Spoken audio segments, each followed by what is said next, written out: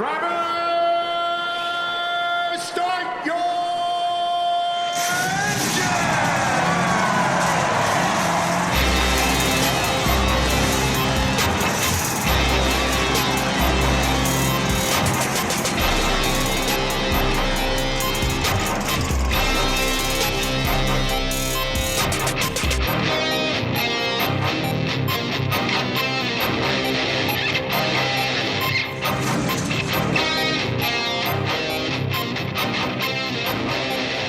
Good evening, race fans. Welcome to the Zoom Radio Network and welcome to the Drafting Circuits program. My name is Frank Santoroski. I'll be your host for the next hour as we talk about this past weekend in racing where we finished up NASCAR 2022 season. And then we'll get into previewing what's left of the racing season, which encapsulates some Formula One and some other racing rumors. Joining me, I have Richard Youden and Luis Torres. How we doing, guys? We're good, thank you. I think it's jet lag that is kicking in right now. That's right. You did spend your weekend at Phoenix at the championship weekend, and a lot of news coming out of there. Some of it quite sad, though. Let's lead off by talking about Coy Gibbs, a young man who's been maligned as often as he's been praised this year, but he managed to have a pretty good run at Phoenix and finish up the Xfinity season as the Xfinity champion. And then later that same night, his father, Coy Gibbs, passed away, sadly, and quite unexpectedly. The man was, I believe, 49 years old. Is that what I read? Yep, the same age that JD passed away a few years ago, too. Same age his older brother passed away. So sad day for the Gibbs family and, of course, the whole Gibbs organization and everybody he worked with. Coy was not only, Ty's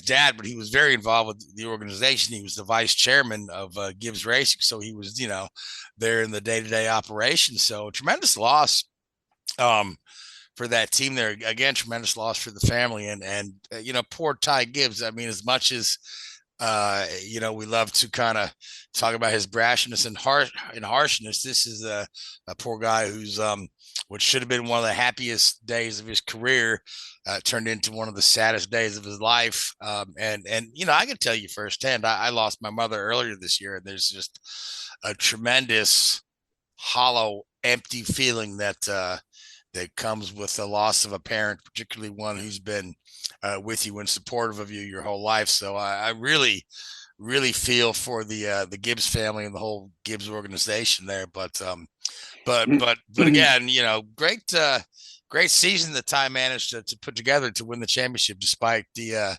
adversity along the line and controversy along the way. And he's primed for a Cup career next year. Now, Richard, did you have the chance to work with Coy Gibbs at all in your travels at NASCAR? No, we never sort of crossed paths on that one, unfortunately. Obviously Ty, we've done some work with over the last few months, and the as you mentioned there, the natural talent of this kid is certainly there for all to see. And yes, he has had opportunities that are second to none in terms of machinery growing up throughout his career, but he's taken advantage of those and done all that could be expected of him in many ways. So, for him now coming to this crossroads of his career, chances are he'll be stepping up to Cup, in the not too distant future. It's times like that when you need the support network around you, and the press reaction to the Martinsville race the weekend before was pretty intense, and I know that he'd been leaning on his father's support and his family for support quite closely, and to come out and win that race and win the championship on Saturday night was a great achievement, and then to have the devastating news come Sunday morning is just heartbreaking for the whole organization. For JGR obviously, and for Toyota and TRD as well.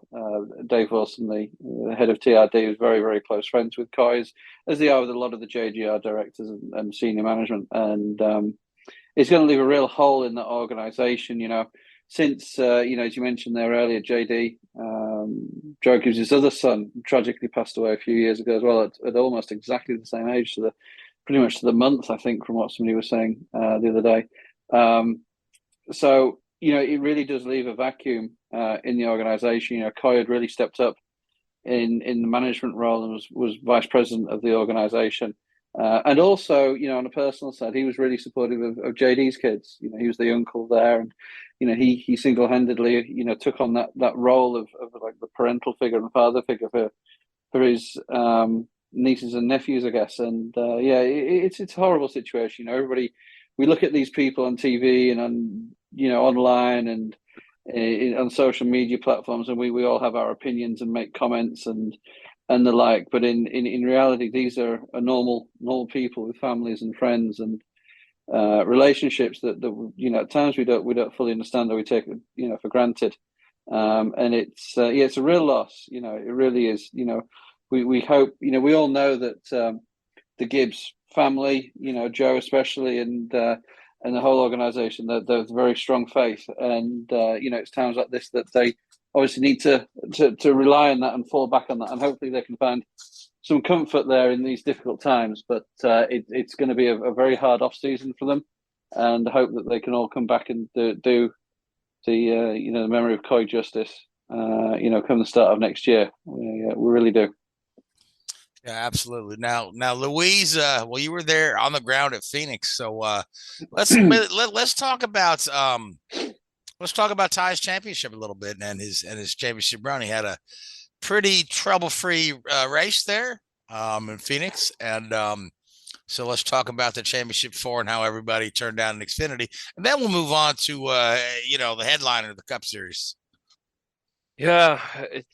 Before I dive into that Sunday morning where that news came out, Ty had pretty much everybody's number. Everybody was talking about, will Brandon Jones play a role into it since he's going to JRM next year? Will Noah Gragson use the chrome horn to win the championship at the expense of Ty Gibbs? We didn't really saw none of that. The closest was at the very bitter end of the race where Sam Mayer was flaps down because he got collected in a multi-car incident, where he tried to make it hard on Ty, but then he just brushed the wall and it kind of sealed the fate for Ty to lock up the championship. But nobody, at one point, it looked like there was a challenge, but Ty just had everybody's number. And when he had to fend off like Allgaier, Gragson, and Josh Berry for a tiny bit before he brushed the wall and kind of fell out of contention, They put on a good hard-fought battle, but at the end, Gragson tried as best he could. He just could not catch him. This just had everybody's number that day. And while people will look at Allmendinger as the overall stronger driver, I felt like Gibbs and Gragson just stepped up when it mattered. Some say, well, Allmendinger had it not been for Vegas, that poor finish at Vegas, what he had, he would have been in the mix. It would have been even more chaotic, but he just stepped up the game, and I think the pressure and the baggage that he had to deal with for over the past week, mostly justified considering what we talked about last time. He held his own for the most part. I think is admirable that he did. It's just we need to see that on a far more consistent basis, especially when the inevitable is going to happen in 2023. Yeah, he's got it's a big the step up from Xfinity to Cup is it's a much bigger step than it looks like from those of us on the outside looking in. So yeah, I mean, still the pressure will triple on the man, but again, like Richard said, yes, he has had the benefit of fine equipment and a good team behind him, but his talent is undeniable. I mean, the talent is there. Oh, no question. Like we saw in his debut at Daytona in 2021 on the road course, he was able to come out there and win in his series debut. What is it, like 11 wins and 53 some starts?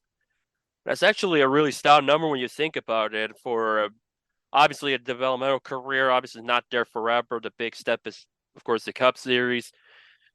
And now it's just a question how he goes into 2023, as you mentioned. Like Coy, I didn't really think much of it. Like Coy was talking about how no son should go through that kind of pressure. No father wants to see his son go through that pressure. Then, not even half a day later, he passed on it when I was first told about it. Because initially I was thinking, is there some problems going on with the 23 Cup car? And then I saw the Thai family emergency news that I had to storm my way to the garage to see what's going on. And what I was first told about initially that it pertains to Coy. Then there's rumors that it maybe is Joe and all that. I say it was just a matter of waiting game. The question was who's going to take over the 23. And then honestly, as soon as I came to the realization that none of the Toyota drivers except for Christopher Bell were at driver intros, I think that was very telling that the news that I was first told happened. And then like after driver intros, JGR put a press release that Coy passed away. And from that point on, it was just a subdued and harrowing afternoon that kind of carried on to the rest of the championship Sunday, if you ask me, because I'd never quite endured something like that it was like a very grim and devastating news. Because like the thing is, Coy was just there, literally at the presser, like happy for his son and all. Now, the guy that kind of was trying to work his way as the heir apparent of running the team in the future. He's run the ARCA program. Now, it's a big hole, a huge blow to the whole organization when you look at the flagship team for Toyota going forward. Yeah, absolutely. Yeah, it leaves it like Rich said, a big vacuum for management there. So, but it got me thinking. And this is off the track of the tragedy with Coy, but the fact that Ty will be moving up to Cup here. We have for a while we always referred to second generation drivers as the the sons of drivers, but now we've got several guys in the field who are offspring of people that are team owners and team managers, and because you've got the Dillons in there, you've got Austin Cindric and now Ty Gibbs. So it's just kind of interesting how Cody Ware, absolutely, yep. There's another one there. So it's interesting how just kind of growing up in that environment, whether your dad is driving the car, wrenching the car, or owning the car, that racing just kind of just gets in your blood there. And again, we've got some really, really good drivers who are, the offspring of team managers and team owners. So I just think it's just an observation I have. I think it's kind of neat, and I just think it it shows what a family sport NASCAR is. So, and that's the only point I wanted to make with that. Yep. So I just an observation. So, but anyway, so let's move on to the Cup race and the Cup Championship, which was obviously the headline event for the weekend. We had the guys going into that were Chase Elliott, Ross Chastain, Christopher Bell, and Joey Logano. And Louise, you picked Joey Logano. And I picked Christopher Bell, but Joey was pretty darn bulletproof all day long. He was he pretty well dominated that race. He only was out of the lead, briefly a time or two through pit stops, or where we backed off to save some fuel a time or two. But he really never. There was never a point where he did not have control of that thing firmly in his grasp. I don't think he trailed any of the other four guys for a green flag lap at all, and is rewarded with his second Cup championship. And again, here's a guy whose career got off to a bit of a rocky start as well. And here he is, as now he's a two-time champion. He's a Daytona 500 winner. Here's a guy with solid Hall of Fame stats with a number of really good years ahead of him. So Luis, your thoughts on young Joey Logano? I said it throughout the playoffs. Something told me in the back of my mind that he's been like the more consistent out of everyone. When Chase Elliott and a few others were faltering a bit, I noticed like the results were more consistent than any of the other playoff guys. It's just the wins were lacking at the start. And then once the round of 8 came along, he got out there in Vegas and won, and was the first one to punch the ticket to Phoenix. And from that point forward, it's just focused on Phoenix, prepared the car. And Logano has been good at Phoenix. He's won a couple times before. I think the takeaway from media day is that they're not satisfied of making the championship 4. They want a win it, period. I mean, Logano has been in the championship 4 5 times. He's won 2 of those. He's definitely come a long way. And I think Roger Penske said it best when I asked him, what is the difference from Logano when he won in 2018, when he dethroned the Big Three, to 2022, where he is in his first year is leading the Penske banner? Because remember, Keselowski was the senior driver, and now that's Logano. And when you look at the Ford roster, he's the senior driver of that make as well, because Stewart-Haas did not jump to the Ford camp until 2017, remember. And I think he's definitely stepped up in his game. And aside from Ryan Blaney, nobody had Logano's number. Like in a similar way in the Xfinity race, nobody really had his number. And just this saying, like, Blaney tucking back, I don't think so. Blaney wanted that win as much as anybody else. Remember, he was winless. He ended up winless with the exception of the All-Star race, but points paid wise, he ended up winless for the first time since he started full-time. No, since 2016. I think. Do you not think if Chris Bell hadn't had that unfortunate final pit stop, which cost one of his tire changes, almost cost him a hand? Do you think he would have been able to challenge? Because he was certainly setting some pretty quick laps and getting up close to the back of Logano before that final stop, didn't they? It would have been promising for sure, and that did bid him dearly. It's just not as much as it bit the guy's finger. Yeah. Yeah, he got that was very the lug nut off to remove his hand from behind between the lug nut and the wheel rim. It was a little bit uncomfortable, unfortunately. Yeah, it's very unfortunate. It was just a gloom day for the whole 20 team of JGR. Yeah. That's just unfortunate baggage. But had it not been, I think he could have been a threat, but I'm not sure how much of a threat he would have been. I mean, Chastain tried. It took them all race to get it dialed in to the point where he could finally challenge, but he had Blaney and Briscoe to deal with, so it's kind of like too little, too late. It's just the Fords just had the better motor at the end of the day, to be honest with you. But Bell could have challenged. This wasn't meant to be. Even Chase Elliott was in his words, he was there, and then that restart ended all of that, and where he had some slight damage. And since the implementation of the Championship 4 in 2014, this is only the second time a title contender was involved in an incident, and Elliott then finished 28th, which is the second worst Championship 4 performers outside of Carl Edwards when he DNF'd in his final Cup race. Wrecked, didn't they? Yeah, that was a big wreck as well for Edwards, wasn't it, at Homestead? Yeah, I remember that. Yeah, let's see. Edwards, Casey Kane, Martin Truex Jr., boatload of others with severe damage, and somehow Brian Scott was not involved in that one. But yeah, it was I think some stuff kind of, Logano just had a mistake-free afternoon, and Chastain just had a rally and Bell with the pit stop, and Elliott, some will view it as a mistake or just the risk of trying to go low at a certain point of the track just to gain as many spots to fight for the championship. And Bell seemed to have a few different problems throughout the race. There was a time he brushed the wall very lightly, but not enough to really cause any damage.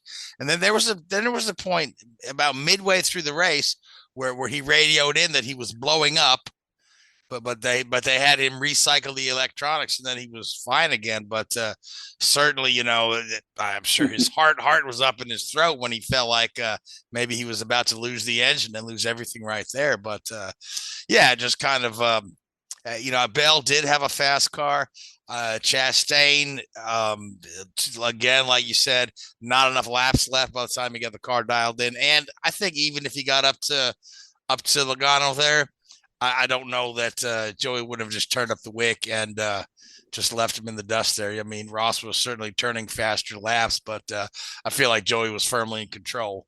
And of course, also knowing, how many laps were yet to go. So, but it was Joey's day. It was. Sometimes it's just Yeah. your day.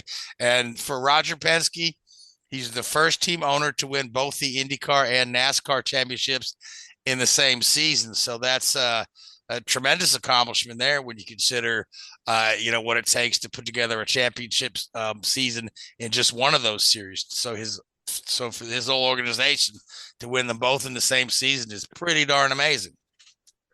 Yeah. No, for and sure. he also won the 500 in both series as well, didn't he, this year, if I'm right? No, Ericsson won. Sorry, yeah. I'm thinking of something different. I'll be quiet. Leave me alone. I think he did win the Daytona 500 and Indy 500 in the same season at one point in time. Yeah, but it wasn't. But it wasn't this year. No, it wasn't. Was it? I'll shut up. Bye. Carry on. No, come on, Rich. But I try to think.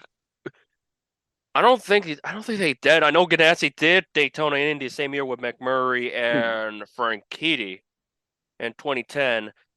Penske, I don't think they've done it because I think Penske won. Who won the? 15. Montoya and Logano. Yeah, there you go. Yep. Oh, Thank you. Because I was thinking, wait, I was saying no. Dixon won Indy, Newman won Daytona. Which to this day is kind of amazing that Dixon only has one Indy 500. Could have won it a second time a number of times, especially this year if it was for that penalty. But you digress. Yeah. So of our championship four, it was Joey that made the least mistakes. I really can't point to a single mistake he made all day Sunday. So great job to him.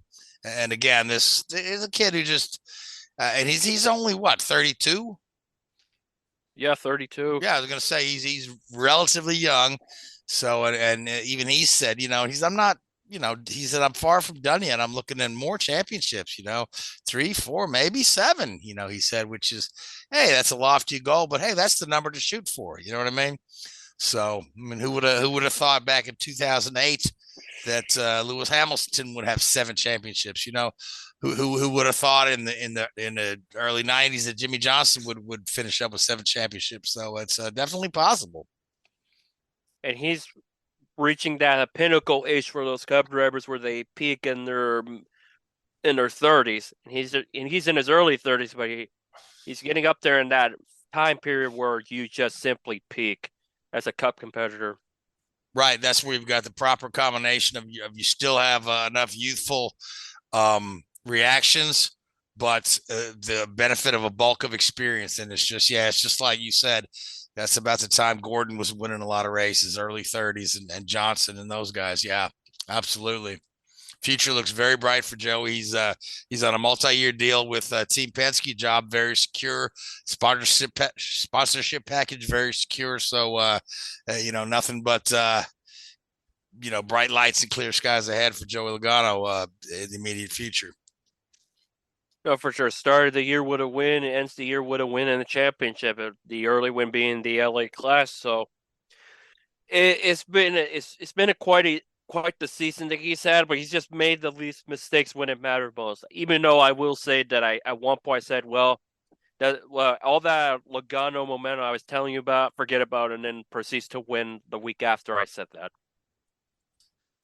Right. Yeah. So, but I mean, looking back at the season as a whole, what an interesting season has been. We've had a number of first-time winners. We've had just a ton of different race winners in general, and a championship that was really nobody dominated up until we arrived at Phoenix. So very good season overall to watch. Again, issues and growing pains with the new car. We still need to do something about the whole bursting into flame thing, right? We still need to do something about the tires falling off right after the pit stop. We still need to do something about the guys with concussion injuries. But overall, I would say it's a pretty darn successful season for NASCAR. The TV ratings were up from the prior year in most cases, except for some of the USA races. But so I think there's a lot to look back on and say was good. Then there's a lot of stuff to look back on and say, okay, this is what we need to work on in the off season.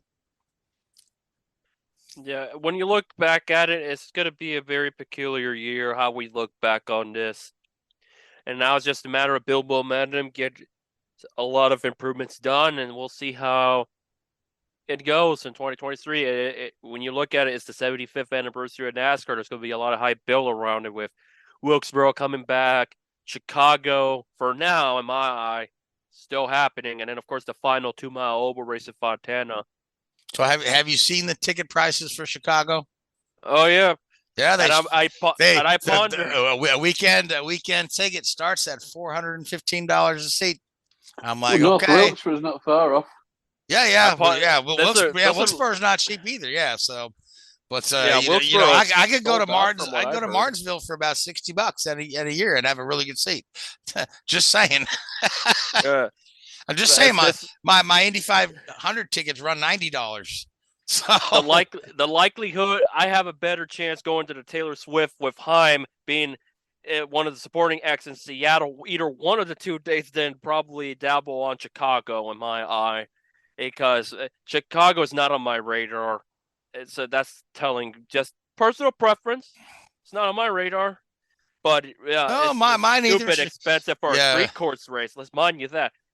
Exactly. Street course races should not be. I don't think any car tickets for street. I see for that amount you could go to about almost all the street course races. I don't know if you go to all of them. Long Beach tickets are up there a bit. But St. Pete tickets are reasonable. The Nashville tickets are. I mean, they're a little expensive compared to some, but they're. It's not like this Chicago going to and that is for a weekend ticket for Chicago. The $415. I'm not sure what the single race day ticket is, but I would imagine they start at around $200 for race day only, just if I was a betting man. But yeah, I mean, street course racing is in person. It's a lot of fun because of the festival atmosphere, and there's always generally so much to do. But sight lines are more often than not, they're pretty awful compared to going to a nice big wide open oval or a natural terrain road course. Most of these street course races, if you go, you're watching the bulk of your action on a jumbotron while you get to see 2 or maybe 3 corners if you're lucky from your seat. Yeah, that's the question: how you're going to keep these people entertained. You got to go. And I say this again: you got to think entertainment wise for a street course like Nashville. Long Beach got that, but I don't know how they're going to pull it off with Chicago. They got to really deliver big. And should it happen, of course, because there's always all that stuff behind the scenes that you never know. Yeah, and plus for NASCAR, pulling off a street race is something they haven't done. I want to say they had like an exhibition race out in LA years and years ago. Yeah, that was for That's for the Southwest. Yeah, that wasn't even for the Grand National that they called it at the time. But so this will be the first official Cup Series street race, and then for them as an organization to pull it off, again, they're a very professional organization with a lot of people who know what they're doing, but it's a new animal for them. So Richard, I mean, what are your thoughts on NASCAR's first venture to a temporary street circuit? It's going to be interesting. Got to be some pretty wide streets, aren't they? Yeah. I've only been to Chicago a couple of times, and the streets weren't that wide from what I can remember.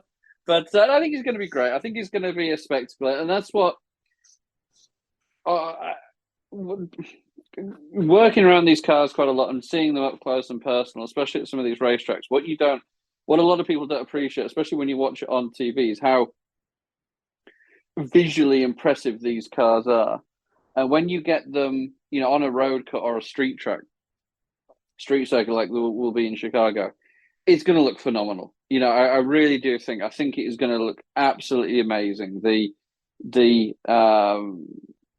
spectacle of these cars up against the buildings and the streets, and the up against rubbing against the barriers. It's going to be phenomenal. And it's not a night race, is it? It's a day race. But imagine NASCAR on a street course at night. Imagine them in Singapore. Wow, that would be because again, I think these cars look stunning at night with the liveries and the graphics. I think And that's what it's all about, isn't it? It's about the visual sort of impression that you get from these cars, and I think that's something they can take advantage of. And I think I'm really looking forward to it. I think it'll be phenomenal, for the series. Yeah, I mean, especially for that crowd that's there, on the ground in Chicago, because even the most processional, boring race on television is pretty damn exciting if you're there. You know what I mean? Yeah. Especially for those of us that live and breathe auto racing. It's hard to get bored at a race if you're at the track. So, although it does happen. But yeah, so that'll be interesting to see. So, and Richard, what are you hearing on any kind of modifications to the new car for next year? Have there been a lot of discussions about that yet at all, or is it all just kind of in the hands of NASCAR R&D right now?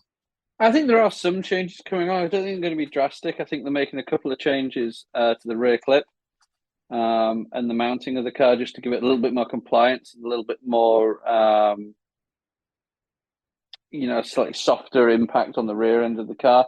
So a lot of these incidents you've seen where the drivers have been suffering from their concussion symptoms have been when the rear of the car's gone into the wall first, which is an area that they have made quite considerable changes to going into this year. So I think if they can, they're potentially looking at softening up the rear of the car, and they may well again look at the areas around the front tire. Wheel wells where the debris has been collecting. They did make some changes mid-season to try and reduce these under the hood fires that we've seen on a number of occasions. But it's a learning process. But I think without any stretch of the imagination, I think this new car has been a success. It's purely in terms of the driving ability. I mean, there's two big things that we need to take away from the next gen car. Or current gen car. I guess it's had a year under its belt now. Yes, it's. I think the racing has been great. I think the racing has been really good. I don't think we've lost anything from the quality of the racing. But the big litmus test for this car was never going to be this year. It's going to be 2 or 3 years down the line with the cost savings that this new car introduces. And how it brings other teams into the sport and how it reduces the cost and the expense for the current teams.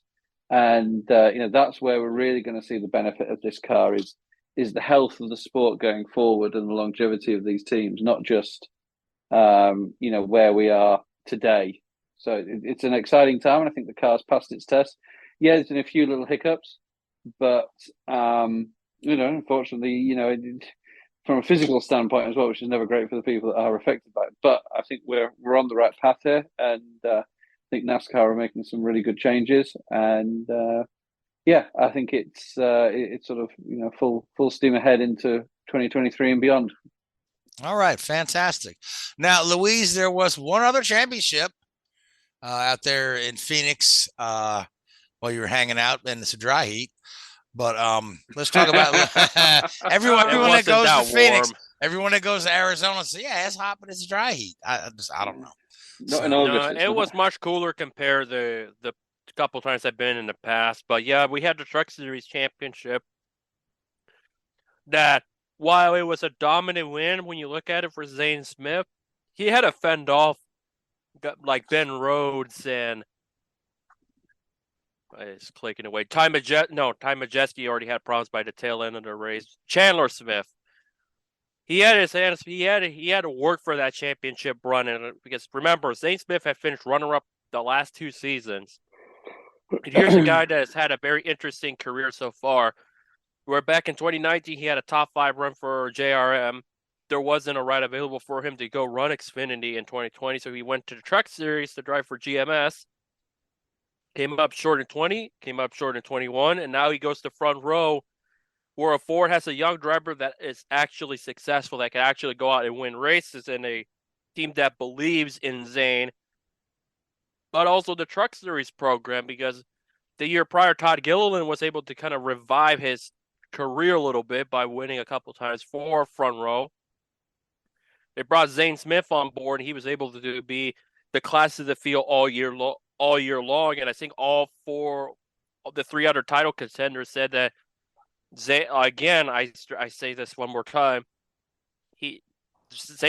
the champion had the number on everyone. But this one was much more intense, where he had to really work for it to the very end at overtime. And lo and behold, Zane Smith will no longer have to be the bridesmaid. He's finally a champion in the Truck Series after all these years. Yeah, he's been at it a while, and he's come close a couple of times. So yeah, congratulations to Zane Smith and his team. Absolutely. So the other larger bit of news coming out of NASCAR is regards Jimmie Johnson, who spent his last 2 seasons running Indy cars with Chip Ganassi, is now going to be a regular fixture back in the NASCAR paddock as a part-time driver and minority owner with the Petty GMS team. Yep. So that's an interesting move there, but it mirrors what some other guys have done. You've got Jeff Gordon out there, who's got a bit of a management role in Hendrick, and of course Brad Keselowski, who was bought him a stake in the Roush team, so he's a owner driver now. So we'll see Jimmie, once again driving the car, albeit not a full-time basis, but looking at the next phase of his career as a team owner, and certainly that's a team that has improved a bit. I mean, they won a race this year, which they haven't done in a bit. So having Jimmie in there, I think, is going to be beneficial. So what are your thoughts there, Luis? I'm just curious to see how much involvement, how much progress will they make, because of course you mentioned that the team improved dramatically. Like Eric Jones, before he won at Darlington, he was in the mix for a couple of those, just couldn't get it done in the regular season. But he's if there's one driver that I felt like improved the most, that Eric Jones will definitely be on top of my list. One of the drivers on top of my list. I think he's stepping in a good situation where you have obviously Maury Gallagher and Mike Beam from the GMS side of things, where you could kind of look at it and maybe Betty GMS could be close ties with Hendrick. I remember the wild thing is that Hendrick and GMS were going to be like some sort of thing in the Cup Series several years ago. It's just didn't work out that way.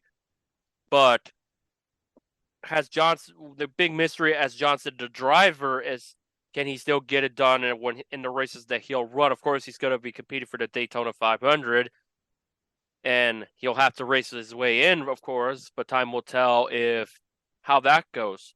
I'm just curious about the other races that I think Johnson's going to choose which ones he feels comfortable, what suits him. Probably you'll see him at Martinsville or at Dover. But I think Johnson, as a driver, is looking at trying to do select races. Like Le Mans still isn't out of the question yet. And there's this big thing about the car. Everyone wants to make a thing about the car number, where maybe he'll get the 48 or the 44, which was his ASA number, and also falls in the petty lineage, 42, 43, 44, and so on, so forth. But I think it's going to be a couple years before we find out how that system works, because sometimes very successful drivers, when it comes to owners owning a team or part owning a team, it's feast or famine sometimes. When you look at Darrell Waltrip, it worked out a little bit at the beginning, but that's because he had Hendrick Motors. And when he did it all independently, you saw how that ended up. Dale Earnhardt had his own team, but he didn't drove for that very team. And progress was being made until he lost his life. And of course, right now, Justin Marks, former driver, didn't have many chances to run. He didn't got that shot as a full-time competitive driver. And look what he's done. He's done fine on his own. One of his cars made it to the championship 4. I'm just curious where the bar is going to be at for Johnson as now as a co-owner of that team, because the bar is pretty high when you think about it. Absolutely, yeah. And for me, I just wonder how much longer until the Petty name is totally gone from that organization. That used to be, the Petty Racing Enterprises and the Petty family business, and they have given control and portions of it to more and more of it away, and I don't even believe that Richard takes very much of an active management role in the team now. Again, Richard is getting up there as well. Yeah, I honestly wonder if they just keeping the petty name on there for the sake of keeping the petty name on there, and I just wonder if it'll totally disappear um, from that car at some point in time, which will be, it'll be kind of sad for the sport because the petty name has been around so long. But at the same time, it's a mark of progress too. So I don't know. I'm really up in the air how I feel about that, but I don't. Honestly, I foresee a day when it's just like GMS Johnson Racing and Petties are no longer involved at all. Time will ultimately tell. That's as much as I can say about that. It's Right, probably why you right. see GMS involved, and I think that's kind of where it's going. It's like they're building up a team that wants to go cup racing, see how they do with someone else for now, and then see where they go from there. Right, absolutely. So, all right. So let's move on and let's talk about. We got two Formula One races left on the season. The championship has been decided, but there's a couple of things that we still like to see happen this year, and one of those would be a Mercedes win. And we're headed to Brazil. Yeah. Richard, let's talk about Brazil. The race has been on the calendar, for years and years. Yeah. The different circuits. But Interlagos is where we are now. But Yep. let's look at it. I mean, what are the prospects for an actual Mercedes win? It seems like they've been nipping at the heels of Red Bull the last couple races, but just haven't quite been able to seal the deal there. I mean, certainly Hamilton looked pretty racy at Coda. Yeah, it's they've certainly made some big strides with that car in the last latter stages of the season, and partly that could be because some of the rivals, Red Bull for example, maybe aren't pushing their development in the same way that the others have been because they've wrapped up both championships already. But yeah, there's certainly been some improvements there. The chances in Brazil's a very power track. You look at there's two very long periods of hard acceleration, and then there's sort of the twisty, squiggly bits in the middle. But no, I'd love to see it. Especially for Lewis. Everybody, a lot of people have been critical of him over the years, and rightly so in some ways. But he received the freedom of Brazil, or became an honorary Brazilian citizen this week, and he's loved over there. For his driving style, very Senna-esque, some people consider. And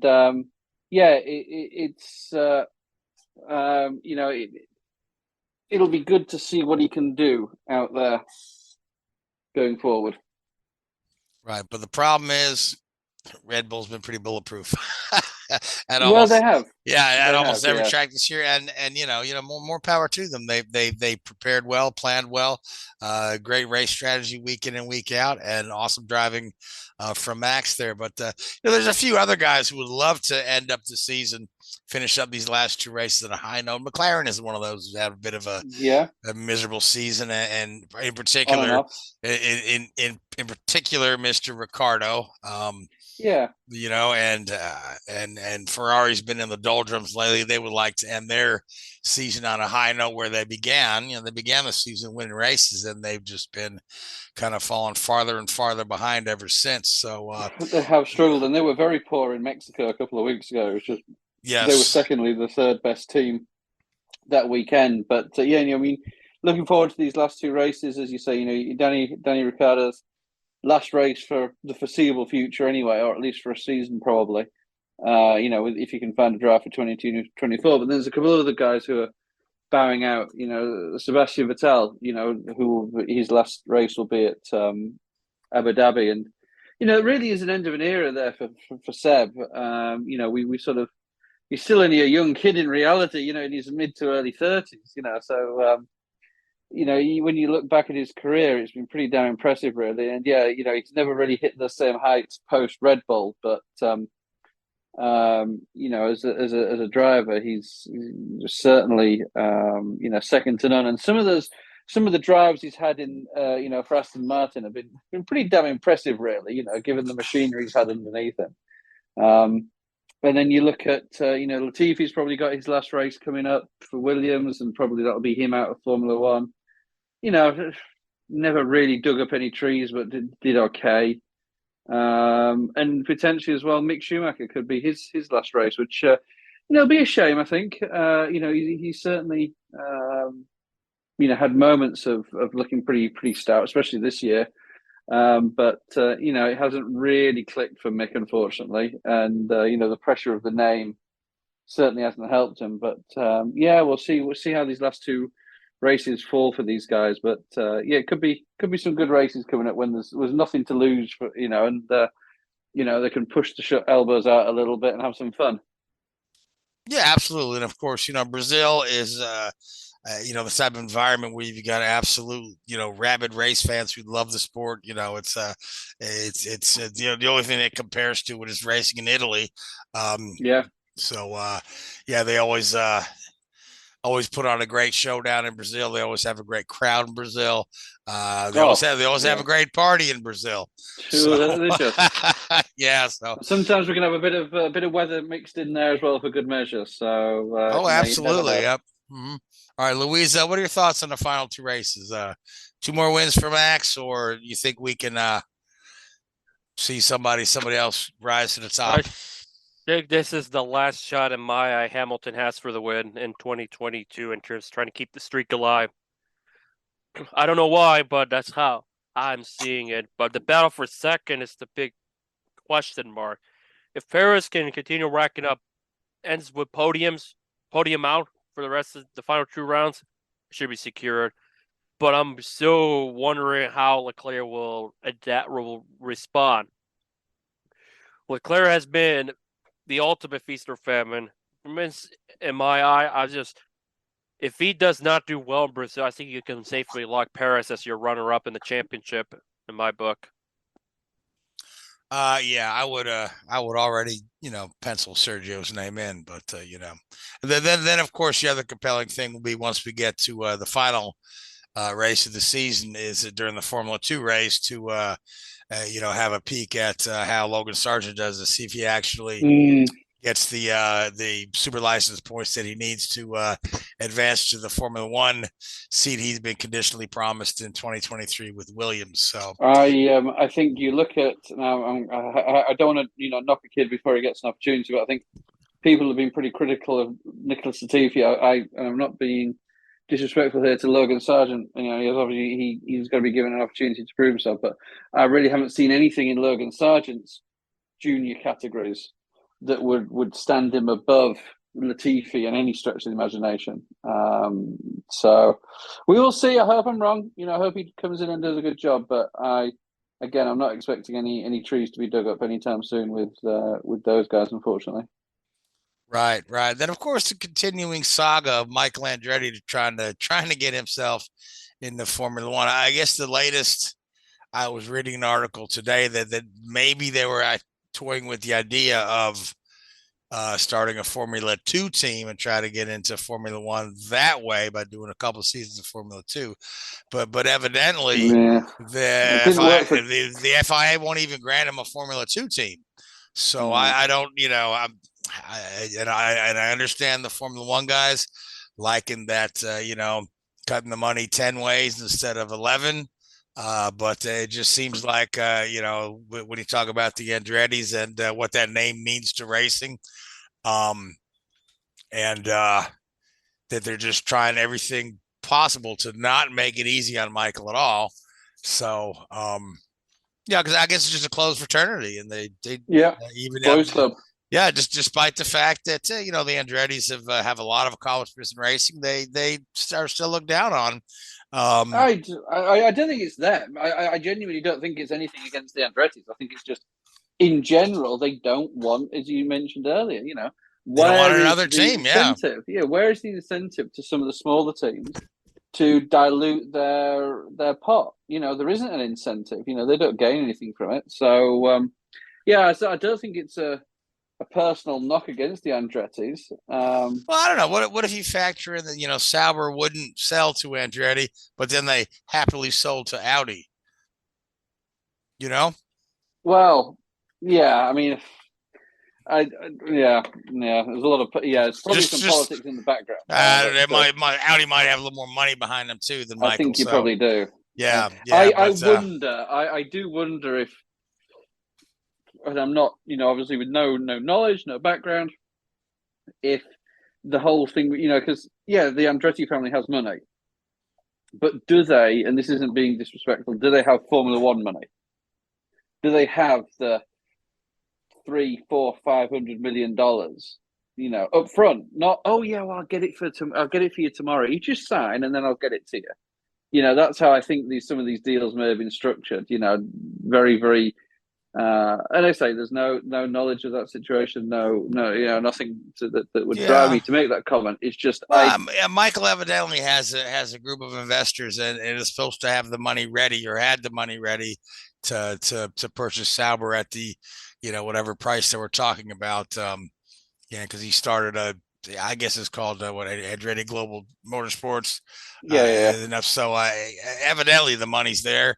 I mean, I don't know because these things aren't always public where you can just look it up. But so we'll just have to see how that plays out. Until then, Michael's got a lot to keep him busy between all the race teams he already is running. Between IndyCar and Indy Next, which I don't know if we talked about that last week, but Indy Lights is now Indy Next, and then of course the series below those, the Formula 2000 and the 2000 Pro, the name Indy has been removed from those, the ones that are not controlled by Penske Entertainment, which are rather run by Anderson Consulting, who ran the Indy Lights for a while.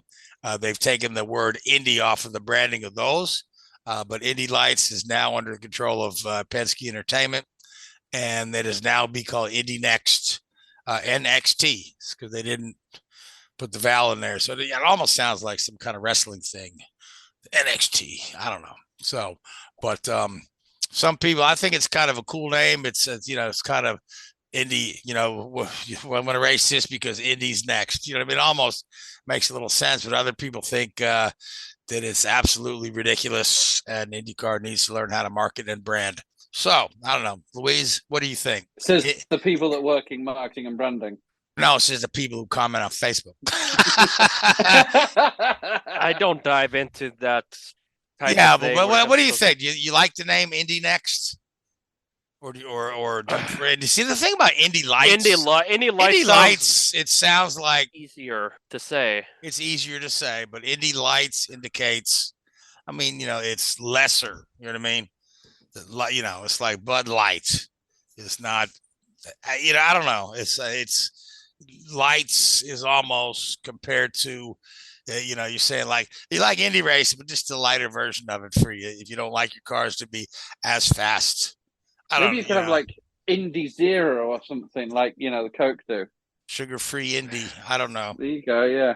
Caffeine. I just the way they said, the way it's stayed, the way it's read. To me, I say Indy NXT because if WWE has NXT, that's for me. I'm looking at it like, let's see how long that lasts. Yeah. You could call it the Firestone Atlantic for all I know. But obviously referred to the days of the Toyota Atlantic, which was also a feeder series to kart at the time. Right, the Atlantic series. Indy Lights is used to be called it is an established name because it's been around for a while. So, I don't know if you pronounce it Indy Next or you call it Indy NXT because I've only seen it in print. I haven't heard it pronounced. So, but we'll see. But otherwise, I believe that series, whether you call it Next or NXT, is going to have more cars on the grid than they have in the past. And it looks to be they're going to have a pretty good field there. And they've released a pretty decent schedule for them. So, of course, no Freedom 100, which still has a lot of folks upset. But, one oval race at Iowa. Right. Well, that's all I had this past year. But, Roger seems to like the idea of using the oval only for the Indy 500. He's got every other event there is on the road course. And I don't know. I think there are some talks in the background to try and get NASCAR back on the oval. Back on the oval, yeah. And I think some drivers would vouch for it. I mean, when they stopped running at the Oval, I think one of the most vocal folks were Harvick and Hamlin. Obviously, Hamlin, that race eludes him, like championships. And then Kevin Harvick, obviously, he's won it a couple of times, and he understands the significance of running in the Oval because once upon a time ago, that was the second biggest race on the calendar. Yep, it sure was. All right, well, that takes us to the end of our hour, guys. So, again, I can't reiterate enough how much we're thinking about the Gibbs family and the Gibbs organization there. That's certainly a tragic situation that's going to take them some time to recover from. But we wish them all the best in the future and all the healing that they're going to need. So, but until next week, I want to thank you, Richard. I want to thank you, Louise. I want to thank Hoobazoo Radio Network. I want to thank Spreaker, iHeartRadio, Google Podcasts, and YouTube. And I want to thank you folks who listen to us week in and week out. But until next week, good night. Hoobazoo.com.